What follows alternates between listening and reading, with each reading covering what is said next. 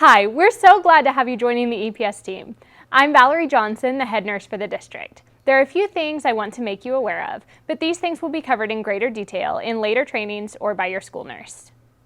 The first thing I want you to know is that your school nurse is assigned to more than one building. Most of our nurses are split between two schools, but some have three. We do our best to make sure that the needs of all sites are covered, but there will be times when we are out of the office. Because we cannot always be in the clinic, we count on the office staff to help us in many ways. The principal at each site is responsible for delegating staff members to assist in medication administration and diabetes care. These staff members are frequently the office staff because you have easy access to the clinic and all of the students in the building. The nurses teach medication and diabetes classes, so if you're assigned to these duties, more information will be given to you.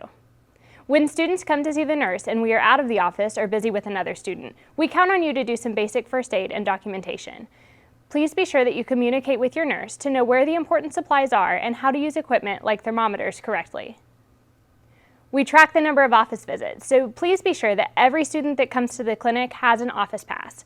Those passes are also available from your nurse. There are a couple policies that I would like to quickly introduce.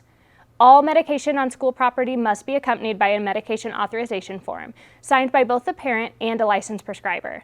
Prescription medications must come in a prescription bottle, and the pharmacy label must match the orders on the medication authorization form.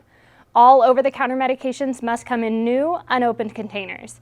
Check with your nurse to learn more about medication check-in and storage. The medication policy, medication authorization forms, and many other useful medical forms are available on the EPS website under the Health Services tab. Every student must provide proof of up-to-date immunizations or a certificate of exemption before attending school for the first time. Our immunization policy can also be found on the EPS website under the Health Services tab. If you are a registrar, more information detailing this process will be provided to you. CPR training is available through the American Red Cross and taught by our EPS school nurses. The schedule and instructions will be provided to you. The district policy on head lice can also be found on the district website. Students are only sent home for live lice, not only nits. Once it is confirmed that a student has lice, the student will be sent home and must be checked by an EPS nurse before returning to school. Hepatitis B immunizations are available at no cost to EPS employees. This is a series of 3 shots over a 4-month period. Check with your school nurse for more information.